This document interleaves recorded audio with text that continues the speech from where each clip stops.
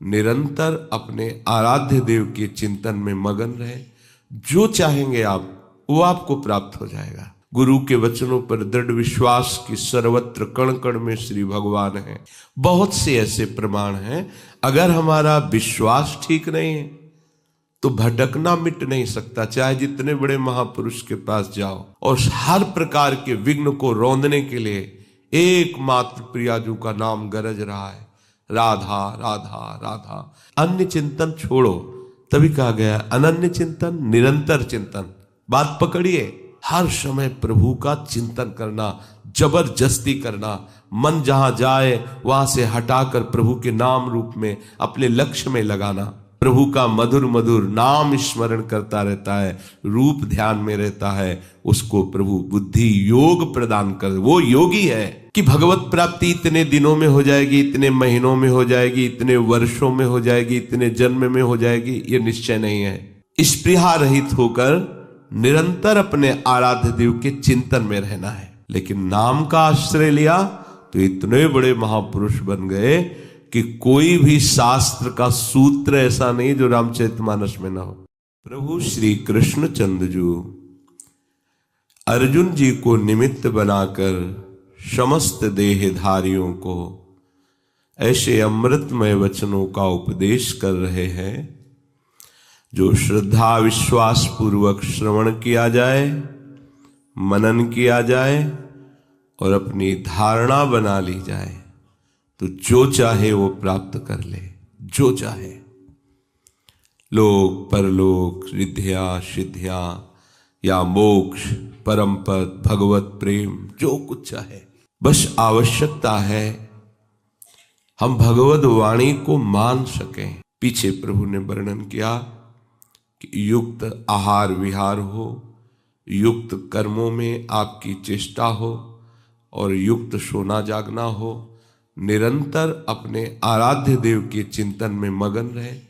जो चाहेंगे आप वो आपको प्राप्त हो जाएगा। विश्वास रखिए, ये सत्य मार्ग है। सत्य विश्वास के द्वारा अनुभव में आता है तो सर्वत्र, पर जब आप विश्वास कर लेंगे तो आपको अनुभव में आ जाएगा। सर्वत्र प्रभु है, पर जैसे प्रहलाद जी ने विश्वास किया कि हम में, आप में, खड्ग में, खंभ में, सर्वत्र मेरा हरि ही विराजमान है, तो विश्वास ही हरि का दर्शन करा दिया। खंभे से नरसिंह भगवान प्रकट हो गए। गुरु के वचनों पर दृढ़ विश्वास की सर्वत्र कण कण में श्री भगवान है। कुत्ते से भगवान विट्ठल के दर्शन कर लिए नामदेव जी ने, भूत में भगवान के दर्शन कर लिए। गुरुदेव के वचनों पर विश्वास करके धन्ना जी ने भांग के सिलबट्टे से सच्चिदानंद श्याम सुंदर को खोज लिया, उनका साक्षात्कार कर लिया। बहुत से ऐसे प्रमाण हैं, अगर हमारा विश्वास ठीक नहीं है तो भटकना मिट नहीं सकता। चाहे जितने बड़े महापुरुष के पास जाओ, हित ध्रुव जो विश्वास है तब ही सुधरे बात, नातरु माया पंथ में फिरे जो टक्कर खात। ये माया तुम्हें ऐसे थपेड़ों से बहाती रहेगी, कभी शांति विश्राम नहीं मिलेगा। इसलिए शरीर राग से ऊपर उठने के लिए बहुत बढ़िया अवसर दिया गया है। आप स्वस्थ हैं तो शरीर भोगों में फंस रहे हैं, अस्वस्थ होंगे तो इसके चिंतन में फंस जाएंगे। भजन कब होगा? भजन यावत स्वस्थ विदम कलेवरम यावत च दूरे जरा। जब तक शरीर स्वस्थ है, रोगों ने ग्रसित नहीं कर लिया, जब तक वृद्धावस्था दूर है, तब तक तुम सुखपूर्वक चित्त को परमात्म तत्व में, प्रियालाल में लगा दो। ये बहुत बड़ी बात है। बहुत से ऐसे प्रमादी जन हैं जिनको अवसर मिला, वो अवसर खो रहे हैं। अब इस समय क्या सत्संग में जाना, गुरुजनों के शासन को जो स्वीकार नहीं करता उसे काल का शासन स्वीकार करना होता है, जबरदस्ती माया का शासन स्वीकार करना होता है। जो शास्त्र सम्मत आचरण नहीं करता उसे कानून का शासन स्वीकार, वहां तुम्हारी कोई भी मनमानी नहीं चलेगी। ऐसे ही यमपुरी में तुम्हारी कोई चालबाजी नहीं चलेगी, कोई चतुरता नहीं चलेगी। अभी आपको लगता है कहां यमपुरी, कहां ऐसा दंड, जब उसका फल आएगा तब आप देख लोगे। इसलिए सावधान। समस्त दंडों को नष्ट करने के लिए, समस्त भोगों को, हमारे हृदय में जो सुख बुद्धि बैठ गई है, भोगने की इच्छा बैठ गई, उसको मिटाने को और हर प्रकार के विघ्न को रौंदने के लिए एकमात्र प्रियाजू का नाम गरज रहा है, राधा राधा राधा। ये आपके अनंत जन्मों के दंड विधानों को भस्म कर देगा, आए हुए सारे विघ्नों को परास्त कर देगा। परम सुख की यात्रा में बहुत बड़ा मित्र है राधा नाम, अमृत है राधा नाम। राधा नाम जिह्वा पे चल रहा है, तुम्हें और कोई पौष्टिक पदार्थ पाने की जरूरत नहीं है। ये आपको इस लोक और परलोक में सर्वत्र सुख प्रदान करेगा। शरीर बल है, अध्यात्म बल नहीं तो उसे बलवान नहीं कहते, और अध्यात्म बल से युक्त है तो सारा बल उसके पास है। इसलिए उठो, इस शरीर राग से उठो, शरीर प्रियता से उठो। यही सबसे बड़ा बंधन है। घर परिवार से भाग सकते हो, देश से भाग सकते हो, लेकिन शरीर से कहां भाग के जाओगे? जहां जाओगे शरीर प्रियता लेके जाओगे। ये शरीर प्रियता तुम्हें परमार्थ में नहीं चलने देगी। भागने की जरूरत नहीं है, शरीर राग छोड़ने की जरूरत है।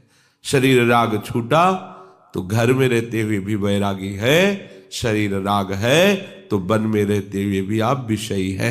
प्रभु कह रहे हैं, चित्त को जिसने वश में कर लिया है, विनियतम।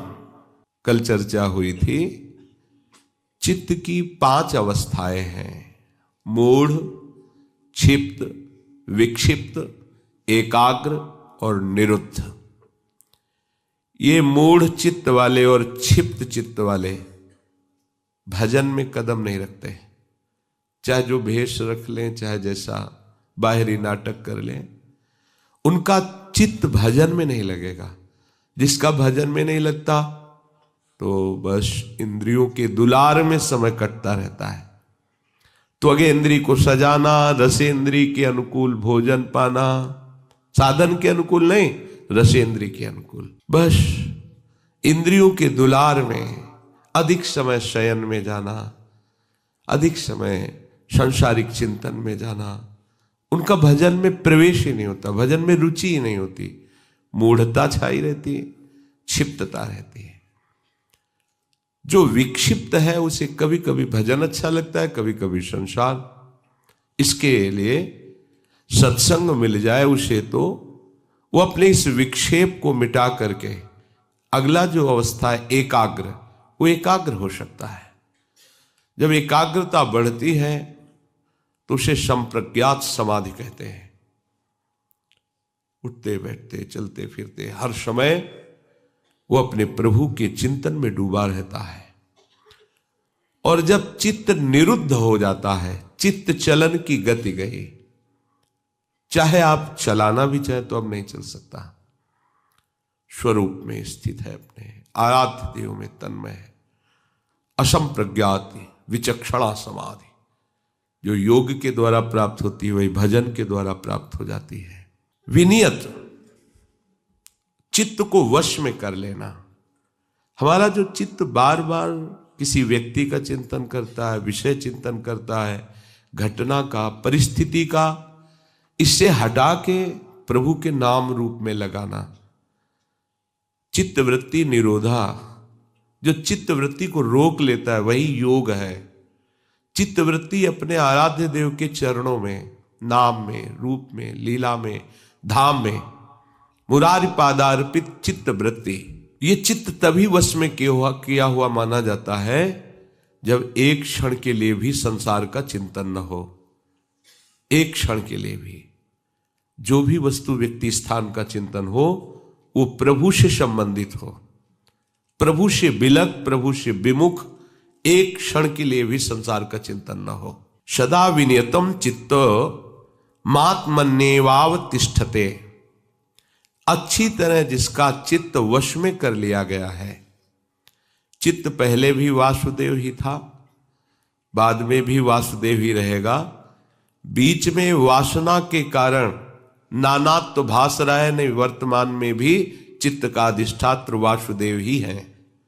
और जिसे ये अनुभव हो जाता है वो महात्मा दुर्लभ होता है। वासुदेवा सर्वम इति स महात्मा सुदुर्लभा। सर्वत्र जिसे अपना आराध्य देव अनुभव में आ गया, ऐसा महात्मा सुदुर्लभ है। संसार के चिंतन से रहित चित्त स्वरूपतः अपने स्वरूप में आ जाता है। वासुदेव ही स्वरूप है चित्त का। जब तक संसार का चिंतन होगा तब तक चित्त में रहते हुए भी हमारे चित्तचोर हमारे अनुभव में नहीं आएंगे।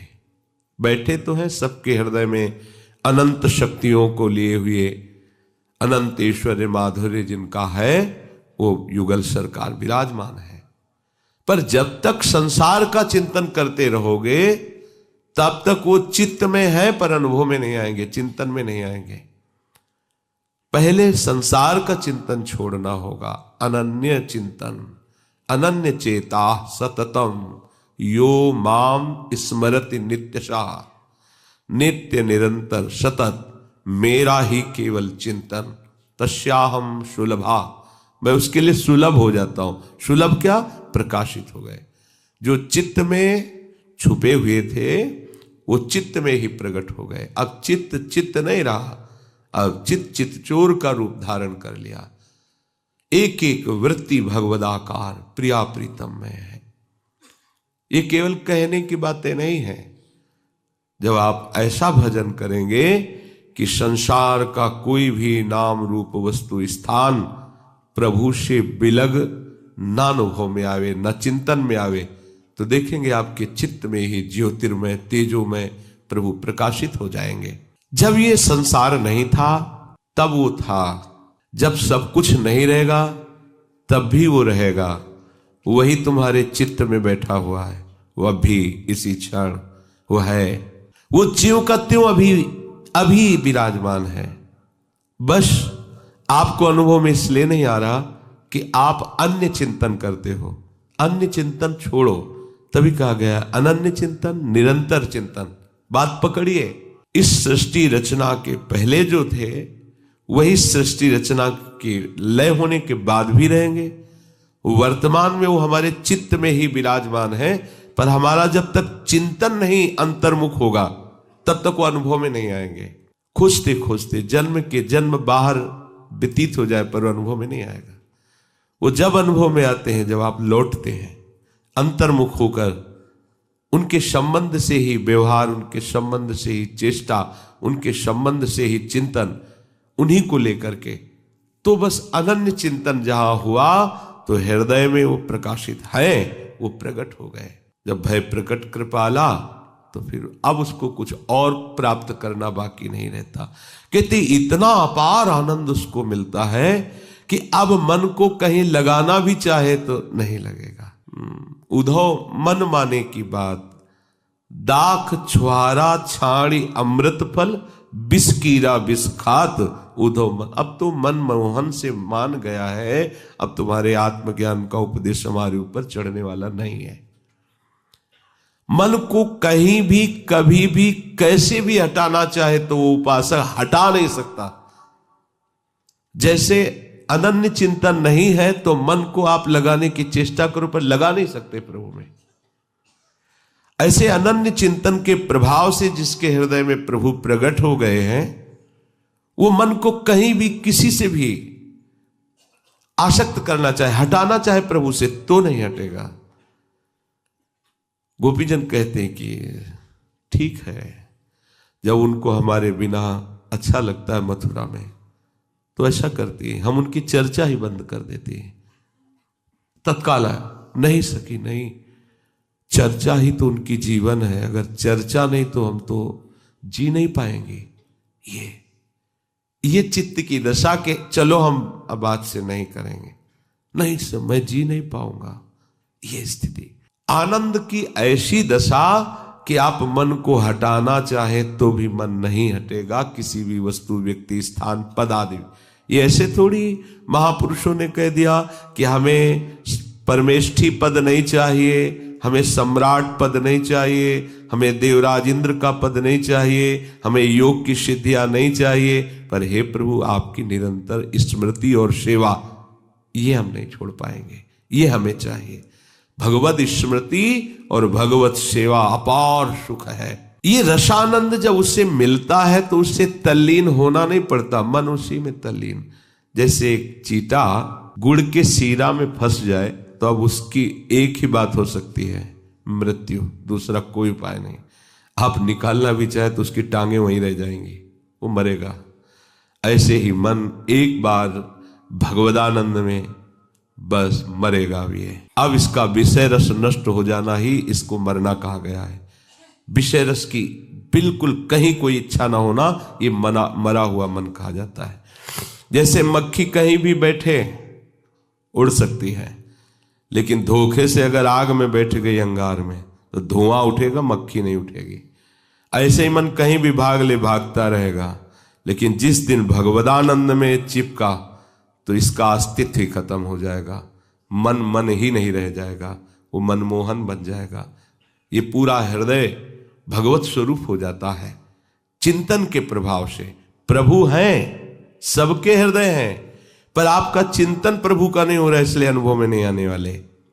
निष्पृहा सर्व कामेभ्यो युक्त इत्युच्यते तदा। जब वो ऐसा निष्प्रिय हो जाता है उपासक भजन करते हुए कि जो कुछ प्राप्त है उसके पास उसमें कोई राग नहीं, और अप्राप्त जो है उसकी कोई कामना नहीं। देखिए भजन का प्रभाव, जो भी आपको सुख सुविधा आसपास जो भी प्राप्त है उसमें कोई राग नहीं है, और जो भी आपने सुना है पढ़ा है जैसा भी लोकांतर के सुख, उसकी कोई कामना नहीं। अप्राप्त की प्राप्ति की चाह नहीं और प्राप्त का कोई राग नहीं, निष्प्रिय। ये स्थिति भजन से आएगी, बातों से नहीं आएगी। जितना आप भजन करेंगे खुद आपके हृदय में आती चली जाएगी।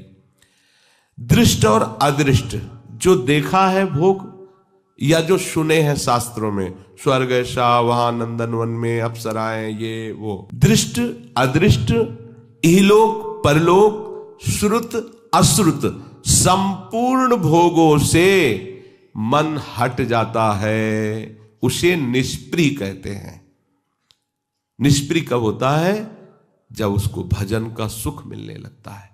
खास बात, हर समय प्रभु का चिंतन करना, जबरदस्ती करना, मन जहां जाए वहां से हटाकर प्रभु के नाम रूप में अपने लक्ष्य में लगाना। जब किंचन मात्र भी किसी भी भोग की चाह नहीं रह जाती तो उसे योगारूढ़ योगी कहते हैं। चाहे वो किसी मार्ग का पथिक हो, ज्ञान का, भक्ति का, कर्म का, योग का, वो सब योगी कहलाते हैं। भगवान ने संकेत भी किया, तेषाम सतत युक्तानाम भजताम प्रीति पूर्वकम ददामि बुद्धि योगम तम। मैं उसे बुद्धि योग प्रदान करता हूं। अब बुद्धि नहीं रह गई, अब वो भगवत स्वरूप हो गई है। किसकी? तेषाम सतत युक्तानाम भजताम प्रीति पूर्वकम, जो निरंतर प्रेम पूर्वक प्रभु का मधुर मधुर नाम स्मरण करता रहता है, रूप ध्यान में रहता है, उसको प्रभु बुद्धि योग प्रदान कर, वो योगी है। प्रभु कह रहे हैं कि यदा तदा का भाव है कि भगवत प्राप्ति इतने दिनों में हो जाएगी, इतने महीनों में हो जाएगी, इतने वर्षों में हो जाएगी, इतने जन्म में हो जाएगी, ये निश्चय नहीं है। ध्यान दीजिए, इतने दिनों में भगवत प्राप्ति हो जाएगी, इतने महीनों में, इतने वर्षों में, इतने जन्मों में, यह निश्चित नहीं है। क्या निश्चित है? प्रत्युत जिस क्षण तुम्हारा चित्त संसार का चिंतन ना करके भगवत चिंतन में तन्मय हो गया, उसी समय भगवत प्राप्ति हो जाएगी। ये तुम जब चाहो तब कर सकते हो, स्पष्ट बात है। जब चाहो तब कर सकते हो। ये महीनों, वर्षों, दिनों या जन्मों में होने वाली नहीं। जिस क्षण में तुम्हारा चित्त संसार के किसी भी व्यक्ति, वस्तु, स्थान का चिंतन न करके एकमात्र अनन्य चिंतन अपने आराध्य देव का, देखो अभी ऊपर बताया कि लोक परलोक, प्राप्त अप्राप्त, श्रुत अश्रुत, दृष्ट अदृष्ट, किसी भी भोग का चिंतन नहीं, एकमात्र श्यामा श्याम श्यामा श्याम, बोले उसी क्षण भगवत प्राप्ति हो जाएगी। अभी भजन तो करते हैं पर संसार का चिंतन चल रहा है, भोगों का आकर्षण चल रहा है। तो जब तुम मिटा पाओ, ध्यान दीजिए, तभी आपको भगवत प्राप्ति। कह रहे इतने दिनों में, इतने महीनों में, इतने वर्षों में, इतने जन्मों में, इसके लिए कोई नहीं कह सकता। प्रत्युत जिस क्षण तुमने अपने चित्त को ऐसा बना लिया कि प्रभु के चिंतन के सिवा और कुछ नहीं रह गया, उसी क्षण तुम्हें भगवत प्राप्ति का स्वयं अनुभव हो जाए। मंद मंद मुस्कुराते हुए हृदय निकुंज से गलवैया देकर वो आपको दिखाई देंगे, आ रहे हैं।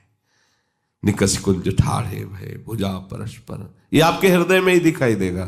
तो अपना लक्ष्य अपने को पुष्ट करना है, संपूर्ण पदार्थों से स्पृहा रहित होकर निरंतर अपने आराध्य देव के चिंतन में रहना है। किंचन मात्र हमारे अंदर कोई वासना न रह जाए, इसके लिए समर्थ है भगवत नाम। बात समझ लीजिए, भटकने की जरूरत नहीं है। गोस्वामी जी कह रहे हैं कि हम भगवान शंकर को साक्षी करके कहते हैं, अगर थोड़ा भी हम